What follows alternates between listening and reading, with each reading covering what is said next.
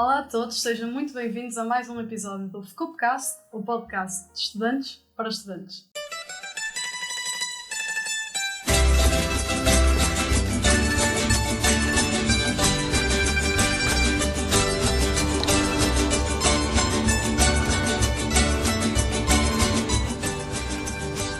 Hoje temos aqui connosco o professor Rui Moura, do Departamento de Geociências, Ambiente e Ordenamento do Território, e que além de piloto de aviões nos tempos livres, não é verdade? Sim. Tem assim uma grande ambição de ir ao espaço. Sim. E bom, eu não sei se os nossos estudantes que estão a ouvir conhecem muito bem a trajetória do professor, então eu pedia só que se apresentasse um bocadinho para eles ficarem lá em casa a conhecer. Bom, fui, tal como vocês, também um alegre estudante com uma vivência universitária em Aveiro, não foi nesta universidade, foi na Universidade em Aveiro. Inicialmente comecei a estudar, entrei num curso de matemática, eu tinha vindo da Escola Naval, não me satisfez muito o curso de futuro oficial da Marinha, apesar de que na altura eu a teria, mas depois ficou de certa forma vedada o acesso àquele curso, ao curso de helicóptero, e portanto isso fez-me mudar um bocadinho de rumo de vida e disse assim, vou optar pela vida civil e um bocadinho mais livre e tal. E entrei em matemática, andei 2 anos em matemática, depois também não foi aquilo que exatamente me... E às vezes quando não é, também convém... Claro, as pessoas têm vocação. Eu gostava de matemática, mas particularmente depois senti vocação de fazer qualquer coisa mais que uma matemática, uma física aplicada. E portanto isso levou-me a um curso de engenharia geológica, em concreto o curso pela sua vertente da geofísica, que foi a área que dentro das geociências me fascinou mais. E portanto formei-me em engenharia geológica, de vertente geofísica, depois doutorei também em geofísica. Entretanto depois fui contratado aqui pelo Porto para colmatar essa lacuna do ensino da geofísica e disciplinas. Há quantos anos? Eu entrei aqui em 98. Ok, ou seja, já bem mais tempo do que nós somos nascidos. Exatamente. São millennials. É, exato. Acho muito bem. Mas somos aqueles apropriados. Sim. Mas pronto, eu antes de mais queria só agradecer, é com grande entusiasmo que o professor está aqui. Eu fiquei um bocadinho entusiasmado por saber que o professor vinha, já que na altura não sabia quando o professor me tinha dado aulas de geodinâmica. O professor tinha dado aulas práticas de geodinâmica. Sim, não é propriamente a minha sim, praia, eu sei, mas eu não sabia que o professor tinha esta vertente de ir ao espaço e eu quando soube isso fiquei entusiasmado porque também ponderei aquilo e eu também se calhar perseguindo este curso que também tenho a possibilidade disso, também se tiver as escolhas corretas, se escolher o percurso certo, também se calhar consigo ir, que é o sonho de qualquer um, ir ao espaço. Eu acho que sim, mesmo eu que não sou da área, se tivesse a oportunidade, claro que ia. E vocês estão na geração certa, porque abrem-se agora outras perspectivas de acesso ao espaço. Até se calhar um acesso ao espaço suborbital, que é uma forma muito mais económica de fazer investigação de forma tripulada, não é? Porque o acesso ao espaço tripulado, eu tenho um colega que foi meu professor nos Estados Unidos e também ele foi candidato a astronauta canadiano, também não foi selecionado. Ele é professor num departamento de uma universidade aeroespacial na Flórida. E ele escreveu um livro em que, no preâmbulo do livro, diz que, infelizmente, o acesso ao espaço durante décadas esteve apenas acessível às pessoas que tivessem o passaporte certo. Não é? Nesse sentido, era um passaporte soviético, russo, americano, canadiano, japonês, e dentro da Agência Espacial Europeia. A Agência Espacial Europeia fez sempre concursos de acesso à tripulação, portanto concursos para recrutamento de tripulantes, portanto, ou seja, astronautas, de forma muito espaçada no tempo, não é? Portanto, facilmente uma pessoa, a média de 11 anos, não é? Mas houve períodos de 14 anos sem recrutar ninguém. E, portanto, facilmente uma pessoa com uma janela de tempo ideal ficava de fora nesse recrutamento europeu. Portanto, proporcionalmente, é uma análise que eu já fiz um bocadinho. Um país como o Canadá, que, por exemplo, tem 30 e tal milhões de habitantes, não é muito, não é? Para um país daquele tamanho. Proporcionalmente, eles tiveram mais astronautas recrutados e a voar, por exemplo, a Agência Espacial Europeia, proporcionalmente à população dos Estados-membros da ESA, não é?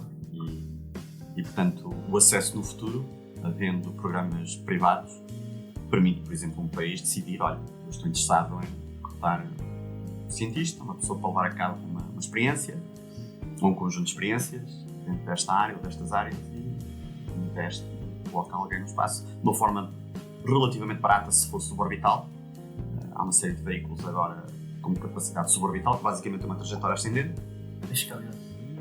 Está a apenas 5, 10 minutos naquilo que se considera imponderabilidade, ou seja, microgravidade, para levar a cabo as experiências. É muito importante isso, o espaço serve para isso, ou seja, serve para servir de plataforma para observação do exterior ou da Terra, isso é uma das vertentes do acesso ao espaço, mas também serve para colocar em microgravidade experiências cujo objetivo seja perceber como é que fenómenos se comportam ou se desenvolvem ou se manifestam na ausência do ingrediente da gravidade. Não é? Dou um caso muito concreto. Crescimento de cristais. Não é? Se for dado tempo suficiente, nesse caso teria que ser uma missão orbital, cristais, ou seja, substâncias cristalinas, cristalizam de uma maneira diferente no espaço, sem gravidade. Por exemplo, a chama, o isqueiro, no espaço, não tem aquela forma alongada e amarelada que tem a Terra, não é? Porque aquela forma tem a ver um bocadinho com a convecção, e a convecção é influenciada pela gravidade. No espaço, a chama é uma chama mais redondinha e mais azulada. Para que é as velas nos filmes ou assim, que é só aquela... Portanto, ou seja, muitas vezes o que nós queremos fazer quando enviamos algo para o espaço, que seja levado a cabo por um tripulante, não é só mandar uma pessoa para ter aquele look cool, não é? De estar em fato espacial ou estar no espaço, não é? Há um conjunto de objetivos científicos e muitas experiências são idealmente realizadas com o humano. Ainda há muito caminho a percorrer na parte robótica e na parte automatizada e, portanto, hoje ainda há um grande papel muito importante. Basta ver vocês, não é? Vocês têm aulas de laboratório, a observação é uma coisa importante, não é? Sim. Portanto, ter alguém presencialmente a levar a cabo uma experiência e observá-la diretamente transmite eventualmente muito mais informação do que ter uma câmera. Hoje em dia vê-se, apesar de todo o valor que tem, por exemplo, uma Curiosity, uma Perseverance em Marte, se tivesse um conjunto de pessoas, levariam a cabo mais distância, resolveriam determinados problemas de uma forma muito mais expedita e eventualmente percorreriam muito mais distância e objetivos científicos do que na Terra. Portanto, hoje em dia, uma missão suborbital, se o tempo requerido para microgravidade for até aos 5 minutos, e há muitas experiências que podem ser feitas assim. Aliás, há experiências feitas em microgravidade em aviões de voos parabólicos, não é? Aqueles voos que são feitos, por exemplo, aqui na Europa com A310, talvez um Airbus. Nos Estados Unidos são feitos com 727, um Boeing. E essas parábolas têm 20 e tal segundos. Máximo, sim, 20 e tal segundos. Não é? E em 20 e tal segundos eu consigo realizar muita ciência, ou melhor, levar a cabo investigação em microgravidade, ou seja, retirando o ingrediente da microgravidade, ou da gravidade, durante um período de microgravidade, de modo a perceber como é que um determinado fenómeno se porta na ausência da gravidade. Por exemplo, até pode ser testar um componente para voar no espaço. Não é? Há uma gama muito alargada de coisas que se podem fazer, desde a engenharia à ciência e dentro das ciências, desde a geologia à química, pela física, obviamente. E, portanto, esses voos suborbitais têm custos na ordem de algumas centenas de milhares de euros, não é? Por tripulante. Ou passo que, não sei se sabem, um voo orbital, qualquer agência espacial gasta entre 55 a 80 e tal milhões a colocar um tripulante no espaço. É um preço. Portanto, o acesso ao espaço é uma coisa muito cara. E, portanto, são duas ordens de grandeza acima. Portanto, para um país, eventualmente com recursos limitados, dentro daquilo que podem gastar em ciência e tecnologia e investigação, umas centenas de milhares de euros num budget de um projeto é uma coisa que é comportável. 55 milhões, 90 milhões já fica um bocado fora da maior parte dos projetos. Eu também, à altura, até relativamente há pouco tempo, tinha visto uma entrevista com um astronauta que tinha ficado cerca de, acho que tinha sido 95 dias no espaço. Eles estavam a falar da densidade óssea. A densidade óssea diminui cerca de 1% por mês. 1% por mês, exatamente. Sim, depois para reaver essa densidade óssea quando chega à Terra, na altura tinha demorado cerca de 1 ano. Mas não se consegue. A densidade óssea perde-se. Sim, perdeu-se. Mas para desenvolver outra vez os músculos necessários para ter a vida normal. normal. Isso é. Deve ser complicado e nem estou a tentar perceber isso, mas... Isso é um dos problemas para a permanência prolongada, não é? E é isso que, se eventualmente a humanidade quiser ir mais além, por exemplo, ir a Marte, Têm que perceber em que medida que o corpo humano pode... É limitado. Limitado ele já se sabe, sim, não é? Não se sabia, pronto, foi uma coisa que se foi descobrindo, não é? A questão da perda de massa óssea é quase permanente. Tomar fármacos para impedir isso tem piores efeitos sobre órgãos como o fígado e os rins. Por isso que eles fazem exercício físico, que eu também eles agora fazem no mínimo 2 horas. Sim, por dia. Portanto, e a perda de massa muscular, pronto, perde-se, mas ganha-se. Agora, a perda de massa óssea, não. A outra coisa que nunca mais se recupera é a dose de radiação a que se está sujeito no espaço. Se eu recebo uma determinada dose, pronto, já recebi. Portanto, aumentei a minha probabilidade de ter cancro nos próximos 20 anos. Aliás, a carreira do astronauta é regulada em função da dose que ele já recebeu. A dose é muito maior do que aquela que nós recebemos na Terra, não é? Claro. É um risco enorme. Quer dizer, e não é, quer dizer, aumenta a probabilidade de teres cancro, não quer dizer que vais ter cancro. Aliás, há muitos astronautas hoje em dia que tiveram carreiras relativamente prolongadas, assim, a maior parte não tem, mas já houve casos de astronautas que faleceram de cancro. Não quer dizer que a sua carreira como astronauta tenha contribuído muito para isso. Nunca se sabe essas coisas. Mas também tem a ver com a genética, mas isso ter uma carreira. Eu sendo sincero, eu estou entusiasmado nestas conversas, eu gosto de ouvir isto. Mas eu acho que, tendo em conta, mesmo tendo essa possibilidade do cancro, eu acho que ir ao espaço. Acho que eu ia na mesma. A maior parte das pessoas arriscam. Sim, eu só se vive uma vez. Arriscar, claro, só se vive uma vez. Mas vamos lá às perguntas. Eu agora tenho aqui uma pergunta para o professor. Ok. Depois da experiência no programa Possum, quais são os maiores receios e as mais motivações para ir ao espaço? Assim? Maiores receios é não haver eventualmente apoio, não é? Embora não seja um receio, porque para mim só o facto de ter tido a oportunidade de saber como é que é, como é que se prepara, o que é que está envolvido, aprendi muito, não é?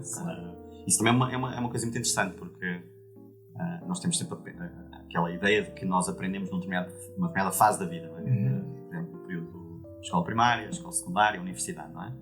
Mas é um chavão quase, não é? É um bocadinho, diz-se muitas vezes, nós estamos sempre a aprender na vida, mas é verdade. E o facto de termos essa abertura para estarmos sempre com a humildade necessária para dizer eu não sei, apesar de ter algum conhecimento sobre prévio, não é? Há muita coisa que nós não sabemos e nada melhor do que aprender com quem trabalha na área. E eu tive essa felicidade de trabalhar com muitas pessoas que trabalharam a ensinar em escolas aeroespaciais, colegas que trabalham na NASA, colegas que trabalham... tive um professor, o ano passado, tive a tirar um curso de Flight Test Engineering, ou seja, no fundo é a engenharia que leva ao teste de voo, que é uma disciplina que aparentemente pode não ter nada a ver com o espaço, mas se forem ver a maior parte da carreira dos astronautas, há muitos astronautas que foram pilotos de teste, não é? E não é por acaso. A filosofia e a forma de estar e a forma de testar uma aeronave, não é? Em termos de estabilidade, traz muitos ingredientes que são inúteis para uma carreira de alguém que queira ambicionar ir ao espaço. Para já, a maneira como se testa um avião, a forma sistemática como se faz, compreender toda a física e a engenharia e perceber também que nas aeronaves e nos veículos espaciais há uma coisa muito em comum, que são os sistemas e subsistemas das naves, não é? Ou seja, dos veículos, são interdependentes, muito interdependentes.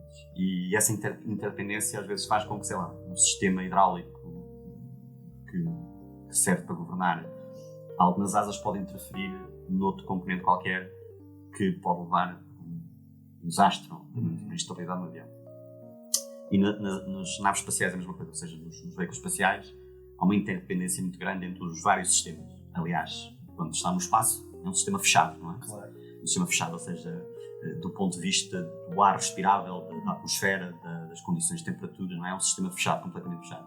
E, portanto, é um sistema que tem muitas interdependências. E essa disciplina de Flight Test Engineering, apesar de ser vocacionada para as aeronaves, que é uma coisa que eu também gosto, não é? Ensina-nos um bocadinho a filosofia, a maneira de estar para que um tripulante espacial deve ter. Não é? O rigor, a preocupação com a segurança e ser sistemático. Não é? E o Flight Test Engineering é uma das disciplinas que ajuda a perceber isso. E é uma coisa que me dá muito gosto, não é? Para quem gosta também, Professor, eu vou pegar naquilo que disse há bocado, que é, nós não sabemos muito sobre o espaço, e principalmente pessoas como eu, Vasco. O Vasco já percebe mais, porque é mais da área, mas eu sou totalmente leiga no assunto. Já agora este de biologia. Olha, posso dizer que há, no corpo de astronautas atuais, americano. Aliás, no grupo de 18 astronautas que eles têm neste momento alinhados como sendo os próximos que vão à Lua, a partir de 2024, 2025, eu apostaria mais 2025, 2026. Mas há 2 biólogas, pelo menos. Não faltam uns aninhos, mas depois posso indicar. Não sei se é Muir, eu só conheço por apelido, e há uma outra. São formadas em biologia. Ok. Eu perguntava-lhe mesmo aquilo que muitas vezes há algumas pessoas que acreditam ainda nas teorias da conspiração, de que não fomos à Lua. Eu acho sempre muito estranho, mas há mesmo muita gente que acredita nisso. Mas também há outras coisas que eu acho que nós não conhecemos tanto. Por exemplo, como é que é a vida dentro de uma nave espacial? Como é que, por exemplo, nós estamos a falar um bocado ao almoço. Sim, como é que se lavava a roupa e não como é que acontecia não para tomar banho. Não. Porque o suor não pega na roupa? Ou é... Não, porque simplesmente não há uma máquina para já capaz de lavar a roupa no espaço. Para já era um consumo muito grande de água, feito de uma maneira convencional, não é? Claro que eles não consumiam, de certeza que se houvesse a necessidade de lavar com água, eles arranjavam uma forma de certeza de reciclar água, mas tornava-se pesado para o sistema que já existe de reciclagem de água, não é? Portanto, já existe um sistema de reciclagem de água que recolhe a urina, recolhe a transpiração, recolhe água perdida às vezes de beber, não é? Às vezes as pessoas estão a beber e saltam uma gotícula de água e aquilo é recolhido para um sistema, uma espécie de um ar-condicionado, essa água é toda recolhida e é novamente reciclada. Portanto, isso foi uma pergunta que uma vez perguntámos, não é? Um astronauta, que era o Tom Petty, que é engenheiro químico, por acaso, e ele dizia simplesmente: o teu copo de água de hoje vai ser o teu café da manhã. E portanto a água que nós expelimos, ou que os astronautas expelem no espaço, é toda aproveitada até uma taxa na ordem dos 90% a 92%. Bastante grande, muito bom. É grande, mas, por exemplo, fala-se muitas vezes de uma ida a Marte, não é? Uma ida a Marte tinha que ser maior. O fecho de ciclo, o chamado fecho de ciclo da água, tem que ser na ordem dos no mínimo 98%. Ou seja, porque é muito fácil perceber. Portanto, se tu tiveres 90% de recuperação, que parece muito, não é? Tu tens, imagina, 1 litro, 1000 mililitros. Não é? Tu bebes esse 1 litro num dia. No segundo ciclo, já são 900 mililitros. Depois é 90% desses 900 mililitros. E se tu fizeres as contas, essa água esgota-se em 30 ciclos. Sim. E, portanto, periodicamente, aquilo que se chama as missões tripuladas em órbita baixa, que é a estação espacial, há periodicamente o reforço ou a recuperação da água por fornecimento, não é? Portanto, tem que se enviar lá para cima uns litros de água para repor o estoque de água que se vai perdendo pelas perdas, não é? Cada quilo que tu envias para o espaço custa 10, 15 mil dólares. Cada litro cada litro de água é muito caro. E, portanto, uma futura missão, não só pelo facto de ser caro, mas pelo facto de depender da sobrevivência de uma tripulação, uma próxima missão que vá a Marte, tem que resolver esse problema e incrementar ainda mais o fecho de ciclo da água, por exemplo. Isso é uma se calhar 90% depois eu não fazia mesmo a mínima ideia, e principalmente o preço enormíssimo que é. Claro, mas numa missão, quer dizer, esses preços depois poderiam não significar nada. Sim. Que a tripulação vai 80 milhões. 80 milhões, sim, que é, mas para por isso que a nós... privatização do espaço também é o Elon Musk e o Jeff Bezos, isso tudo também, as apostas que eles fizeram, o dinheiro para eles, o dinheiro que eles têm, não é? Eu por acaso, pronto, eu estive na propriedade na base de testes e de lançamento do Bezos, no Texas, agora em agosto, e foi interessante ver a dimensão. Ele tem uma coisa que ele chama Rocket Ranch. O ranch é uma propriedade de gado nos Estados Unidos. Aquilo era um conjunto de propriedades de gado no Texas, não é? Ele comprou, aquilo é uma área brutal, 600 e tal quilómetros quadrados. Ou seja, é uma propriedade com cerca de 30 e tal de norte-sul, 20 e tal este-oeste. Portanto, ele tem um território que não há muitos concelhos em Portugal com esse tamanho. Acho que Matosinhos tem mais de 60 km quadrados, só para vocês terem como noção. Portanto, esses multimilionários são eu gabo-lhes como se costuma dizer, put your money where your mouth is. Essa capacidade, porque realmente são pessoas que apostaram tem um amor, uma paixão, uma visão muito interessante sobre o espaço. Eu lembro-me que também houve uma altura que eu tinha visto um documento que ele tinha sido impressionado pela NASA porque ele tinha ganho um projeto que a NASA lhe financiou, acho que foi cerca, na altura que ele até estava no início da corrida, porque ele queria aqueles foguetes que voltavam e depois tipo aterravam sozinhos para reduzir o lixo espacial e tudo, e reduzir também os custos, porque aquilo é um valor absurdo. Eu ano passado, há um livro que recomendo às pessoas, se quiserem saber um bocadinho o que é isso de arriscar e de dizer porque não apostar em fazer uma empresa que faz foguetes, não é? Que faz lançadores, não é? Há um livro que saiu ano passado que é o Lift Off, que é sobre esses primeiros momentos de viver ou morrer, não é? Em termos empresariais, de uma empresa como a do Elon Musk, porque aqui no início eles eram de certa forma ridicularizados. Vocês nunca vão conseguir, a NASA já tentou. Parece um processo, ele com alguns astronautas, ele foi processado no tribunal porque eles estavam contra a ideia de haver a privatização do... Pois, mas isso tinha a ver também um bocadinho com o enquadramento legal de quem pode lançar as licenças de lançamento, não é? O Obama, só em 2010, é que alterou isso com a legislação. E isso mudou um bocadinho o cenário. Agora, voltando à questão do investimento, e se lerem esse livro, o Lift Off, vocês vão ver que aquilo no início, eles tinham muito dinheiro, obviamente, não tinha milhões, não é? Mas arriscaram muito esses milhões para terem zero, não é? Porque aquilo não...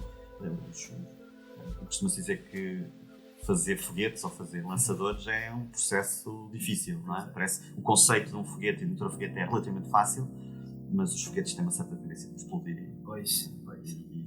E cada vez que explodem são investimentos bastante grandes. Sim, até houve uma explosão de um foguete na NASA, não me estou a lembrar qual foi. Houve muitos, mas com tripulação e tudo, não houve há pouco tempo, morreram cerca de 5. Não é pouco tempo, mas... Não, houve vários acidentes, não é? 70, por volta dessa altura, lembro de ver nos anos 70. Houve em 86 o acidente do Challenger, que foi o Space Shuttle, e depois mais tarde em 2003, salve, ou 6, nunca sei se é 2003 ou 2006, houve o Columbia, que na entrada desintegrou-se. Era isso que eu estava a ver.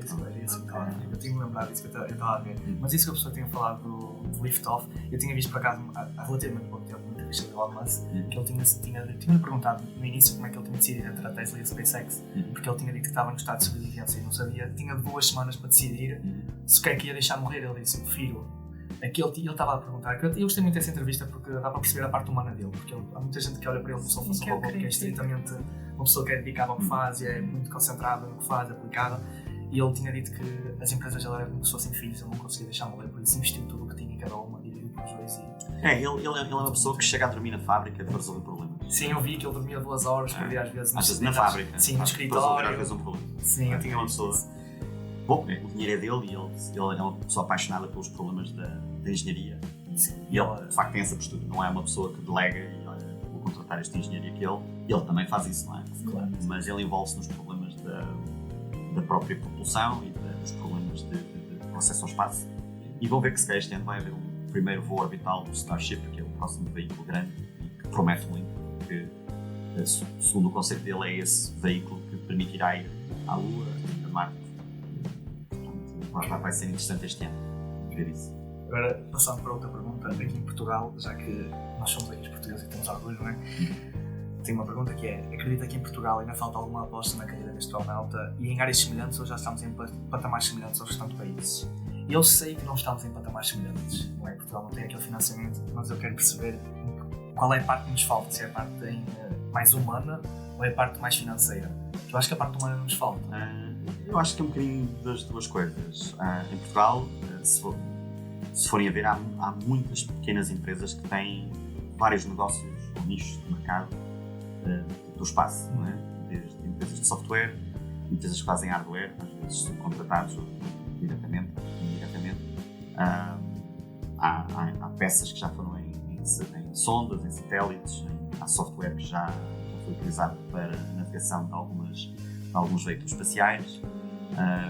Há investigação, obviamente, nos mais variados tópicos do espaço, desde a observação espacial até o envolvimento de cientistas em programas do espaço, não é? Desde coisas em Marte até coisas para a observação de cometas e de outros objetos, não é? Há aqui um excelente centro aqui o Centro de Astrofísica aqui do Porto, que é bastante conceituado, não é? Que faz bom trabalho, por exemplo, nomeadamente no caso na área dos exoplanetas. É um bocadinho mais dentro da astronomia, não é? Mas dentro da tecnologia espacial há algumas empresas que já dão bastantes cartas em termos de fabricação de hardware e software. E portanto eu vejo Portugal evoluir.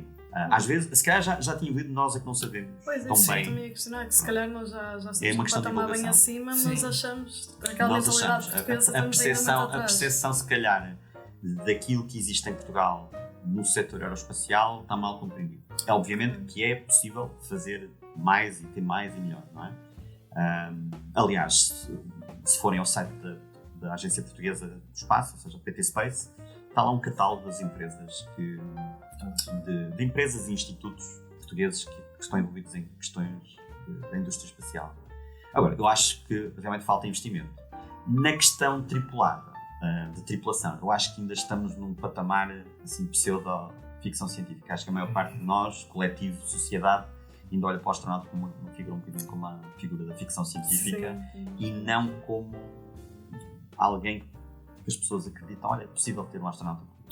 Acho que ainda se olha um bocadinho isso como uma espécie de uma figura mítica que se sabe, ou às vezes não se sabe, acho que existem nos outros países, não é? Às vezes as pessoas até continuam a ficar incrédulas que hajam pessoas que... Portugal tem aquela maneira de subestimar. É a mentalidade pequenina. Sim, mas isso é uma coisa interessante, porque eu tenho conversado isso com vários colegas e eu digo assim, olha, eu não tenho outra idade, que já vi outras gerações, eu acho que a vossa geração tem um ingrediente que noutras gerações em Portugal, na minha opinião, faltou, que é essa atitude de autoconfiança, do why not, e são muito mais autoconfiantes do que outras gerações. Se calhar, pelo período que nós tivemos político, antes de ditadura, não é? Se calhar castrou um bocadinho as nossas asas mentais e eu acho que a vossa geração finalmente está...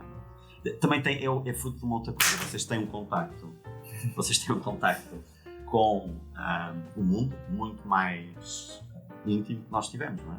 Hoje em dia a internet, os programas Erasmus, vocês têm colegas aqui de outros países e vocês, quando conversam com eles, vocês dizem conseguimos perceber a diferença entre cada país. As diferenças e não há nada que vos distinga, não é? Claro. A língua. Aprender com eles e tudo. E portanto vocês sentem-se muito mais cidadãos do mundo e com objetivos mundiais do que propriamente se calhar outras gerações que nós tivemos no passado, nomeadamente se calhar a minha.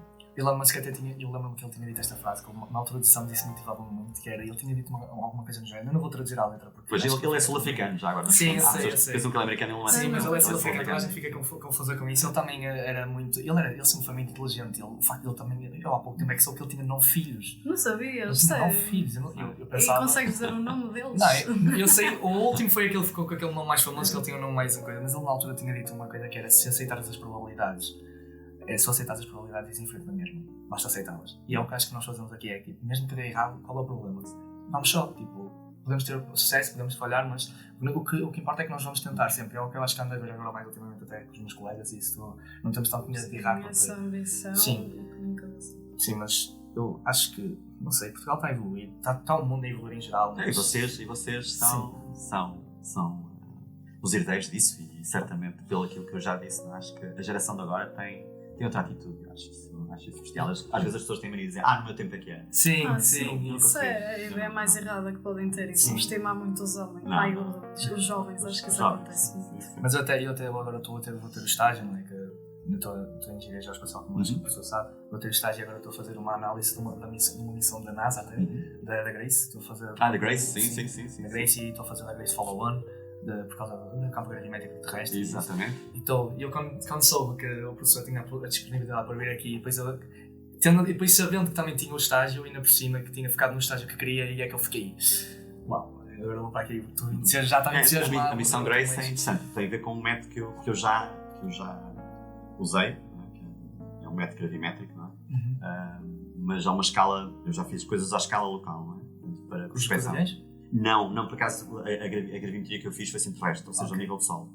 Mas há em aviões, não é muito fácil em aviões, é mais fácil em plataformas estáveis, como por exemplo no espaço, mas no ar há gravímetros aéreos que são colocados em helicópteros, mas o gravímetro não gosta muito da vibração, não não é? Portanto, o gradient que nós usamos em tarefas de, por exemplo, tentar perceber o interior da Terra, não é? Que é uma das aplicações que se usa a gradiometria, é feita ao nível terrestre com um gradient, e é um equipamento muito sensível.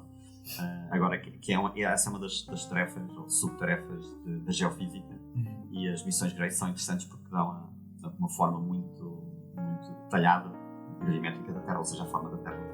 E eu nem ia perguntar isto, mas eu acho que é melhor por todo o pessoal que está lá em casa, porque eu acho que muita gente ouve há pouco tempo por causa da internet, também há muitas questões. Há relativamente pouco tempo o núcleo da Terra, o pessoal começou todo a falar disso, está a ver assim por todas as redes sociais. Eu a semana passada fui à CNN, não é? Sim, tinham perguntado também assim, perguntou ao professor o que é que tinha a ver com o núcleo da Terra, porque é que inverteu, assim, eu acho que para quem tem geoespacial e se calhar eu acho que já estamos mais habituados que inverte sempre a polaridade e tudo, mas...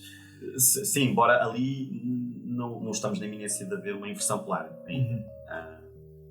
Aliás, a notícia que aparecia de que o núcleo estaria a andar ao contrário não é correta. Okay. O que acontece é, eu aliás acho que expliquei isso numa entrevista, é a mesma coisa que nós vimos de carro, não é? E vai um carro ultrapassar.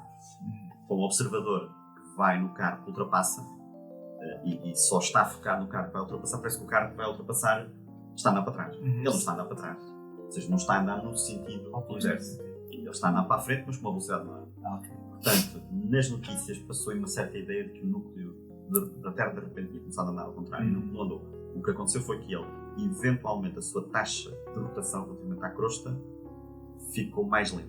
Então, aparentemente, parece que a superfície está a andar para a frente e está a andar para trás, mas não é. As vossas dúvidas estão tiradas, nós estamos a pensar em vocês e já sabem, não parou. Parou é quando rodam à mesma taxa.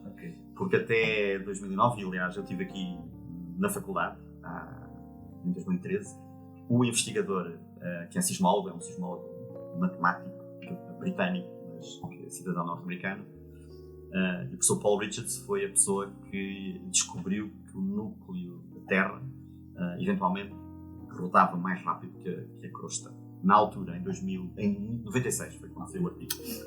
E portanto o que se descobriu agora foi que essa taxa eventualmente tinha diminuído, ou seja, em vez de rodar mais rápido, estava a rodar um bocadinho mais lento. E eventualmente já terá passado há uma década atrás, ou alguns tempos atrás, o momento em que rodava a mesma taxa. Mas roda no mesmo sentido. Claro. Professor, e nós já dissemos aqui as perguntas que tínhamos, mas lá em casa as pessoas também ficaram mesmo muito curiosas com o tema. E nós ontem abrimos uma enquete no Instagram e vou então... Sim.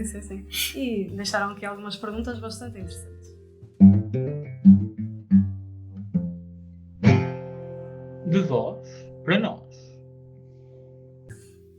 Então, uma delas é se o professor esteve envolvido em atividades extracurriculares, durante a altura da faculdade, e se sim, se estavam correlacionadas com aquilo que faz agora.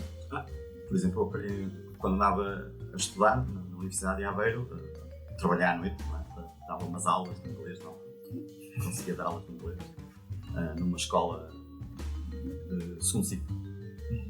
E com esse dinheiro aprendi a voar. Portanto, era a minha atividade. A juntar o útil ao agradável. Aprendi a voar enquanto andei a estudar. Essa foi a atividade extracurricular. Tirando isso, desporto, joguei um bocadinho de ténis, futebol. O atleta, o aluno normal. Normal. Isso não fiz assim nada de extraordinário. Aprender a voar, eu acho que é algo extraordinário. Também fui para os copos. Como todos. Não, claro que é uma altura em que nós construímos amizades, não é? E desde que seja com moderação, as pessoas devem conviver e ir a umas festas e abraçarem-se e serem felizes e construírem amizades. As amizades são uma coisa muito importante. Às vezes as pessoas, eu até tenho constatado às vezes, observando assim à distância, relações entre estudantes que, enquanto estudantes, algumas pessoas priorizam uma espécie de rivalidade, não é? Eu acho que a altura em que andamos aqui na universidade é uma altura em que nós devemos construir pontos com amigos e tentar sempre ajudar-nos mutuamente, porque de certeza no dia da manhã vocês vão ser colegas de trabalho, eventualmente vão se cruzar no trabalho e o sítio ideal para vocês construírem as amizades, as ligações, as pontes é enquanto andam aqui está. Portanto, parte disso faz o convívio extra aulas.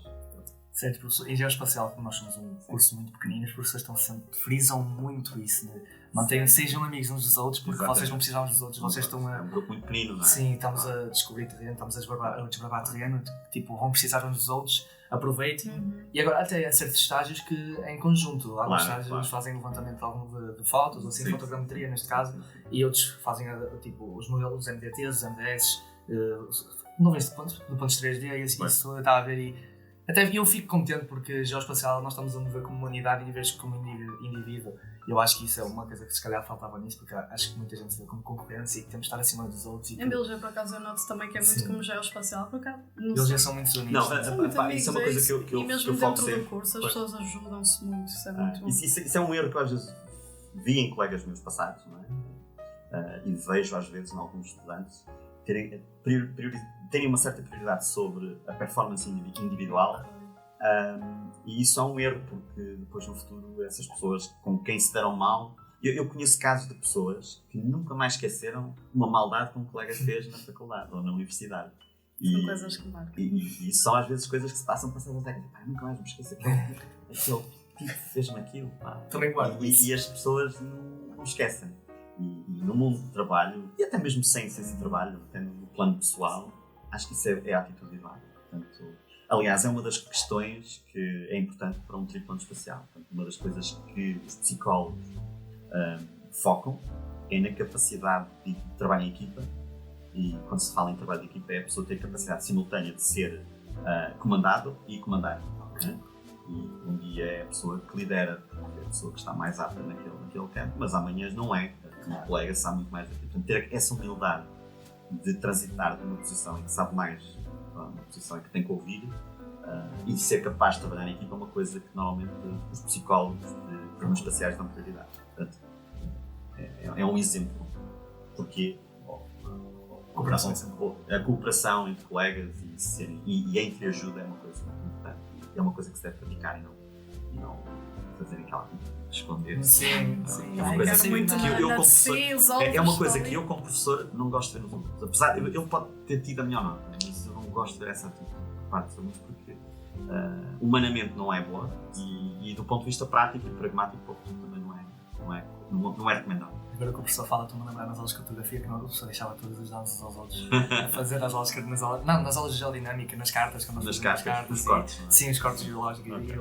Eu lembro-me quando nós íamos todos, não sei isto, e uma pessoa vinha e nós ajudávamos uns aos outros e funcionava tudo melhor. Depois tivemos todos uma nota incrível na parte prática. Eu deixo sempre isso acontecer porque acho que isso é a forma. Eu posso ir lá explicar, mas ou a pessoa bloqueia porque está ali professoras. E também é o processo de deixar que as pessoas discutam para elas próprias. Claro. E porque se calhar vocês, de forma muito mais franca, conseguem discutir. Olha, eu não percebi isto. Sim. Do que se calhar com o professor. Não tem, se calhar às vezes tem uma certa. Ele vai perceber que eu não tive com atenção. Com o colega, tu não tens essa. Eu percebo essa psicologia e fomento que os colegas mutuamente se ajudam. É ótimo. Agora, tendo em conta aquilo que o professor estava a dizer, da NASA procurar, de serem procurados os psicólogos que procurem essas capacidades, eu vou perguntar aqui uma pergunta. Sim. Que é: como professor, qual é a sua dica para os alunos que querem fazer algo relacionado com o espaço e que tipo de métodos podem utilizar para concretizar os seus sonhos? Era aquilo que eu estava a dizer. Qualquer área dentro das ciências e tecnologias é válida. As pessoas têm noção de que eu para trabalhar na NASA tenho que ser engenheiro aeroespacial. E não é verdade. As pessoas que trabalham em programas espaciais são das mais variadas áreas, desde a geologia, a biologia. Sim, porque elas estão sempre interligadas, uma área nunca trabalha sozinha. Se vocês forem a ver o perfil, eu já indico os astronautas, mas se vocês, mesmo os astronautas, vocês vão ver, há desde pilotos, obviamente que foi a primeira grande especialidade histórica que, em termos de recrutamento, era explorada. Passado pouco mais de 6, 7 anos começaram a recrutar cientistas, porque começaram a ver que também havia limitações do cumprimento de missões científicas e abriram as portas à comunidade científica. E dentro das ciências e da engenharia há tudo. Como eu disse, desde geólogos, químicos, físicos, dentro das engenharias de engenharia mecânica, até há engenheiros civis que já foram para o espaço. Não conheço um. Portanto, há um bocadinho de tudo. Ou seja, o ingrediente essencial, e eu espero que no futuro eventualmente até hajam artistas e músicos, pessoas que têm outra sensibilidade à presença do espaço, mas para já, assim, do ponto de vista pragmático, porque hoje em dia o acesso ao espaço é para é para investigação ainda, portanto, pelo menos de forma oficial e governamental das agências. Já se começa a ver um bocado o turismo espacial, a tentativa de... Exatamente, o turismo, mas o turismo as pessoas vão lá porque gastam no seu próprio bolso, não é? Agora, se a pessoa quiser levar a cabo algo que seja digno dessa oportunidade, porque eu também acho que ainda é uma oportunidade nobre, não é? Eu para mim ainda tenho essa ideia de que é uma oportunidade única e que deve ser respeitada, não é? Ter um curso ou ter uma formação em ciência e tecnologia ou engenharia é fundamental, em qualquer área dá. E a segunda ingrediente é gostarem e acreditarem e serem bons. Não é preciso serem super-homens, porque, aliás, se vocês forem a ver, muitos dos astronautas não foram pessoas que na universidade tiraram as melhores notas. Eram essencialmente pessoas focadas, que não desistem e que são apaixonadas e conseguem trabalhar em equipa e têm a calma suficiente para e a paciência para levar. É que às vezes Normais. assim, por exemplo, eu não sei a quanto é que eu vi isto, mas que até havia uma mulher, uma rapariga com 17 anos que tinha entrado para a NASA, ou que tinha estagiado na NASA, ou assim, que tinha tido algum tipo de descoberta. Eu conheço. Sim, eu tinha visto uma rapariga que tinha 17 anos quando entrou lá. Eu conheço-a pessoalmente. Não, ela desde muito pequenina que queria. E o pai, apoiou até ela tem uma série de cursos e oportunidades que foram. O pai bateu muitas portas, acho que também o pai conhece muita gente. E ela, foram importantes. A NASA é uma instituição também bastante aberta e está sempre aberta a novos desafios. E quando chega alguém que vem via aqueles programas que hoje em dia se chamam STEM, que é Science, Technology, Engineering, Maths, que são no fundo programas de divulgação e de fomento da ciência e tecnologia. A NASA tem programas em que dá oportunidades a pessoas jovens, pelo menos, terem contacto. Não é? Claro. Ela é uma pessoa que já desde muito pequenina, desde os 12 ou 13 anos, que bate, e ela e o pai batem muitas portas e ela tem se formado. Ela, para a idade que tem uma maturidade um bocadinho acima da média. E portanto, ela, no futuro, quando abrir um concurso para a NASA, eventualmente poderá ser recrutada. Já ainda não foi, mas é uma pessoa que é conhecida por ter esse sonho e não desiste. E acho bem. Então, uns 17 anos. Ter esse foco com 17 anos, dizer, isto eu quero e daqui não desisto. Claro que também tem o apoio do pai. O pai é uma pessoa que também a fomenta, não é? Claro. Ainda bem.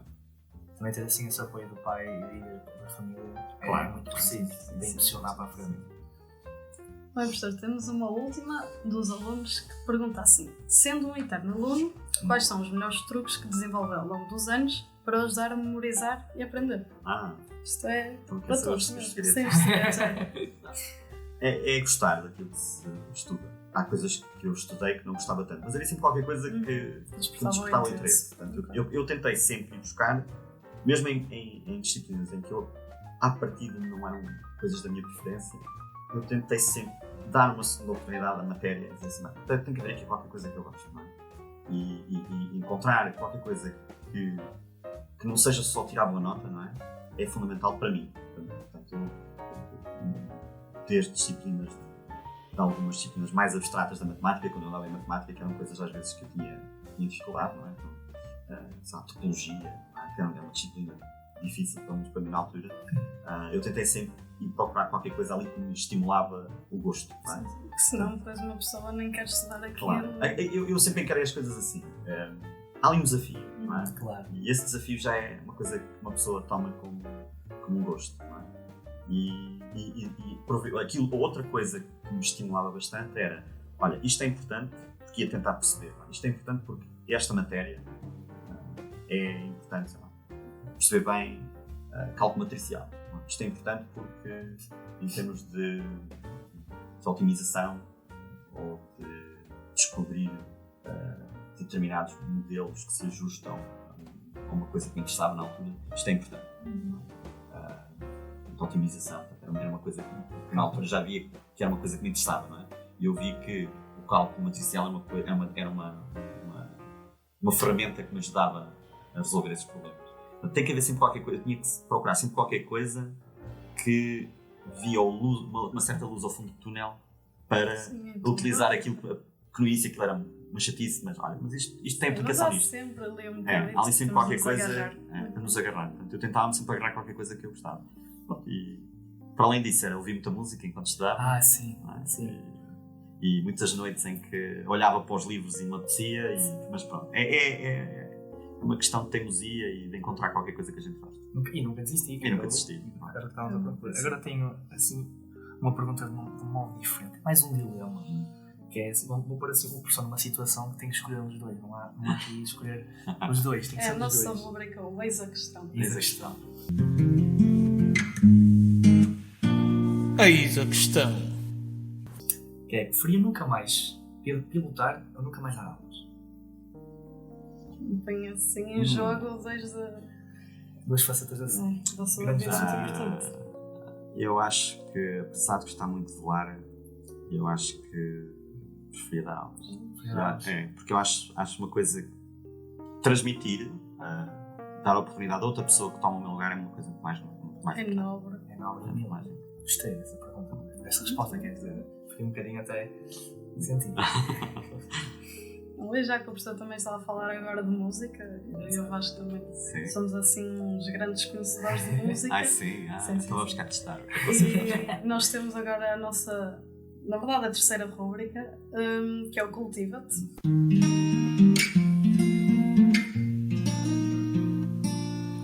Cultiva-te. E basicamente nós pedimos que o professor dê uma sugestão, ou de uma música, ou série. E pronto, já que temos o tema de espaço. Eu tenho que sim, porque já deu a sugestão do livro há pouco, mas já que fala de música, também uma música sobre espaço. Não é música de espaço, por acaso há uma banda que é uma banda oficial da SpaceX, que não sei se se chama Starfish, qualquer coisa. Está sempre a passar quando há um lançamento, mas não é essa que eu sugiro. Há uma banda que eu gosto bastante, teve cá no Nós Alive, que se chama Khruangbin. É avião. O nome traduzido é avião em tailandês. Khruangbin. É uma banda do Texas. Esteve cá no Nós Alive, como eu disse. E eu ouvi na minha travessia do Texas, quando eu fui lá, agora em agosto, setembro. É é assim é uma guitarra, um baixo, uma bateria. Não tem voz? Tem muito pouca voz. Há poucas músicas que têm letra. Talvez um rock mais instrumental, por aí. É um rock mais instrumental, com alguma letra em algumas músicas. Eu conheço uma banda parecida.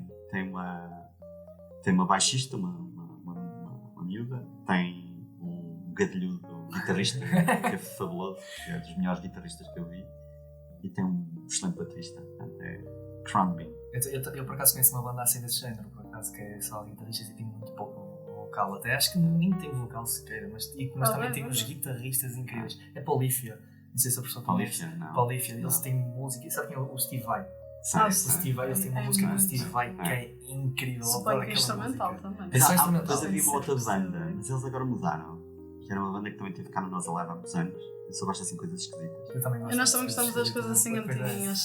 Não, esta não é antiga, portanto, Khruangbin é novo. Agora, uma mais antiga era Folkzoid, é uma banda chilena de rock. Folkzoid. Isso é mesmo assim. Mas eu às vezes vejo, paro-me assim no YouTube, às vezes estou a ver e começo a ver assim, esta banda, vou tocar, vou ver. E acabo por ficar lá a ver, mas os nomes como são tão estranhos, eu às vezes a minha geração, como estudante universitário, o que é que eu ouvia? Sei lá, New Order. Sim, já. Joy Division. Via Smith. É assim, mas o género do New Wave e Punk, assim, anos 70. Pós-New Wave, pós-Punk. Ok. Eu quando era miúdo, pequenino mesmo, eu vivia em Londres e ainda me lembro do topo do segundo andar daqueles autocarros de Londres, ver um grupo de punks com as cristas verdes e cor-de-rosas a conviver e a beber um fim na esquina de um pub. Até há estudos relacionados que dizem que as pessoas que ouvem rock, e isso nas alturas iniciais da vida, são mais felizes no final. Eu acho que o rock eu adoro ouvir rock. Eu apanhar desprevenido, tipo, estou na rua a ouvir aquele rockzinho. Vocês não sei se sabem, mas é tradicional, os cosmonautas que são lançados têm que ouvir forçosamente uma música que é uma música de rock soviético. E é praxe, eles têm que ouvir aquela música e é qualquer coisa como aquela pedaço de relva verde ali em baixo, portanto é o título da música, tem que ouvir. E outra coisa que também dão aos astronautas enquanto estão cosmonautas, astronautas nos lançamentos soviéticos, é que eles podem fazer uma playlist para nas horas em que eles estão sentados na cápsula à espera do lançamento irem descontrair. Portanto, a música é uma coisa importante para estudar, é uma coisa também importante para lançamentos espaciais e, aliás, podem pesquisar, há uma cassete, ou seja, é a gravação da cassete que o astronauta Edgar Mitchell, que era o astronauta que caminhou na Lua, na missão Apollo 14, se forem ao YouTube encontram a cassete do Edgar Mitchell. Portanto, é uma playlist que ele gravou na altura, uma cassete, não é? Aquelas coisas que vocês já não... Não sei. Eu tenho ainda. Toda a gente usava a cassete. Mas não usamos agora. Claro. Então há uma, se quiserem ver, há o exemplo da playlist de um astronauta da década de 70. É interessante porque tem músicas que hoje se ouvem bem. E é assim aquele rock psicadélico, às vezes algumas psicadélicas do final da década de 60 e início da década de 70. Sim, eram os Doors. Mas há certas músicas que eu associo diretamente ao espaço. Eu acho que o Hans Zimmer tem cada música que ele tem, especialmente num filme recente até do Duna, que era a Duna. As músicas parecem-me fora, parece-me espacial ou de planeta, mas o Interstellar também tem aquela icónica música. E há outra, hoje em dia tu tens outras bandas tipo John Hopkins e... Como é que se chama? John Hopkins e há uma outra que é uma banda Tycho, que é uma banda, é um projeto americano, Tycho, com Y. Ok, vou pesquisar isso. Portanto, estão aqui uma série de recomendações. Mas e tipos de filmes e séries que a pessoa recomenda? Filmes. O filme de eleição para mim, em termos de espaço, é o 2001 Odisseia no Espaço do Kubrick.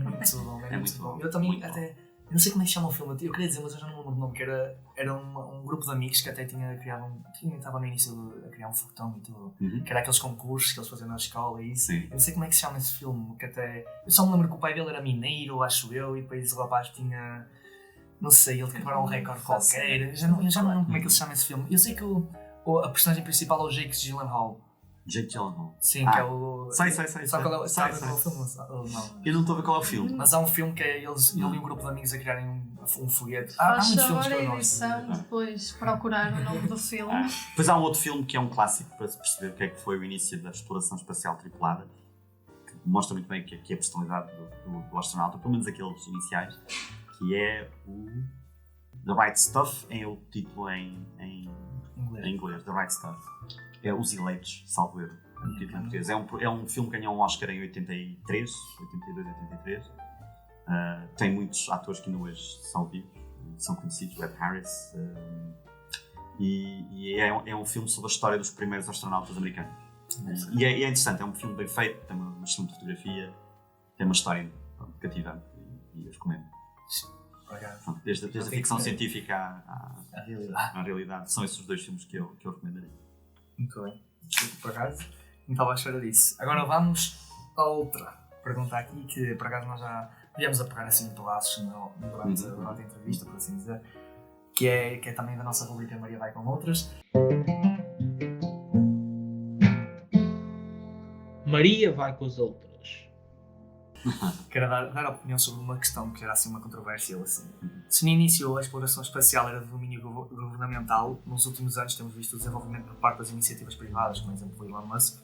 Devemos retomar os moldes antigos ou, por outro lado, continuar a apostar na privatização da exploração espacial? Eu acho que a parte privada e a parte governamental são essenciais. A parte governamental muitas vezes traça os objetivos políticos em termos de a aposta que se faz na sociedade, no conhecimento, não é? Se calhar a parte privada nem sempre o faz. Não é? Pode haver muita boa vontade, mas tem que haver ali lucro, não é? E os interesses comerciais são sempre movidos pelo lucro, não é? Portanto, eu acho que a postura, ou pelo menos o molde em que se está a desenvolver atualmente é o ideal. É haver algumas missões que são pagas ou subcontratadas aos privados, mas com objetivos que o Estado define como sendo prioritários. Portanto, a parte governamental, ou seja, de Estado, para mim continua a ser essencial. Porque politicamente, nós vemos, não é? A atitude política muitas vezes dos governos muda, não é? Os governos apostam muito no conhecimento, outros não apostam nada. Portanto, tem que haver sempre ali, pelo menos, uma vontade dos eleitores. Eu acredito na democracia. Acho que tem que haver ali uma certa vontade dos eleitores, não é? Claro que às vezes isso é uma coisa que se vira contra a exploração espacial. A gente às vezes compreende mal os objetivos e o propósito da exploração espacial. Há pessoas que pensam, não, eles vão à vacina só para gastar dinheiro. Para gastar, ou para representar o país, ou para mandar na lua. Por interesses pessoais e muitas vezes. As missões lunares são mal compreendidas pela maior parte da sociedade. Eu tenho feito às vezes palestras e há pessoas que pensam que só lá fomos uma vez, não é? 6 missões na Lua. Há pessoas que pensam que foram lá só por uma bandeirinha. É totalmente errado, não é? Há pessoas que pensam que é assim um sol e é um background como este. Não, pronto, para além de acharem que é falso, já nem ponho essa questão. Mas as pessoas, e é legítimo as pessoas questionarem o que é que lá foram fazer para me representar. Bom, primeiro para nós não faz grande sentido porque não houve um cêntimo dos nossos impostos que foi investido nisso. Se eu fosse cidadão norte-americano, sim, tem legitimidade para questionar porque é que foram lá gastar muito dinheiro. Mas esse inquérito e essa vontade já foi apalpada no passado na sociedade norte-americana. E as missões à Lua foram sempre uma coisa que trouxeram muito orgulho, entusiasmo e apoio por parte da sociedade. Mas que as missões levaram à Lua e trouxeram da Lua dados importantes, não é, para a compreensão da nossa origem, da nossa idade, do sítio onde nós vivemos, para onde caminha o sistema solar, isso é inequívoco, não é? Portanto, as missões lunares trouxeram uma panóplia, uma gama muito grande de novidades e de conhecimento sobre a origem da Lua, a origem da Terra. Isso foi fundamental. Nós só conhecemos a idade certa da Terra porque fomos à Lua. Também percebemos melhor como é que a Terra e a Lua se originaram. Sabemos que a Terra e a Lua tiveram uma origem comum, durante a colisão de um protoplaneta pesado, Teia, com a prototerra. Daí a composição química muito semelhante entre a Lua e a Terra, o que não é normal. E com isso, a forma como é que os planetas se originam, como é que se faz um planeta, no fundo. E no fundo como é que se desenvolveu o sistema solar. Portanto, a simples ida à Lua trouxe um manancial enorme. Aliás, há uma frase muito interessante do Michael Collins, que era o astronauta que ficou em órbita à espera dos 2 colegas que estavam na superfície, e ele dizia uma frase que era uma frase do pai. Ele dizia uma coisa do género: para se conquistar as riquezas da Índia ou das Índias, que era um dos objetivos que os portugueses tinham no passado, para se conquistar as riquezas das Índias, deve-se levar connosco as riquezas das Índias. Ok? Portanto, eu não devo ir à Índia ou conquistar ou encontrar um caminho para ir buscar qualquer proveito das Índias se não levar qualquer coisa comigo. E ele dizia isso para ilustrar a maneira como foi feita a exploração norte-americana. Ele depois dizia, nós fizemos o mesmo. Investimos no que havia de maior conhecimento do país, as melhores empresas, os melhores líderes, fomos à Lua. Levámos a nossa coragem, o nosso empenho e trouxemos de volta pedras. E a plateia ficou assim, bem, trocar isso tudo por pedras, não é? Depois só que ele diz, pois essas pedras, essas rochas, pedras, não é correto, mas porque ele dizia blocks, não é? Até essas rochas trouxeram a chave, à semelhança daquilo que foi a chave da escrita, não é? Que no passado também descobrimos como é que se liam determinados textos passados, às vezes com uma peça, uma tradução do grego, não é? Portanto, ali fizemos praticamente a mesma coisa. Nós fomos à Lua para descobrir qualquer coisa sobre o passado nosso, do sistema solar e da Lua também. Isso foi muito importante. Ok. Foi um gosto enorme mesmo, obrigado, e eu penso que fiquei a conhecer muito mais mesmo. Eu nos horizontes, já estava a ver o meu sorriso na cara que eu fiquei, gostei disso. E fico com cada vez mais humildade a perceber o quão pouco eu sei sobre o assunto. Mas é isso que o professor tinha dito. Estou sempre a aprender. Sim, estamos sempre abertos a aprender coisas novas. Mentalidade sempre tipo esponja. Claro, sempre a absorver. Se há uma coisa que eu recomendava era isso. Seja uma esponja. Mas com isto, estamos por terminar o nosso podcast agora. Eu peço ao professor para olhar para aquela câmerazinha. Pessoal, primeiro subscrevam o canal da F-Culto. Vou dar a segunda do podcast. Deixem aí o like, partilhem com os vossos amigos e espero que tenham gostado. E agora vamos na próxima. Mas antes disso, vamos fazer aquela posezinha à pessoa para nós. É naquela câmera ali em baixo, só para depois eles tirarem assim uma print e 1, 2, 3.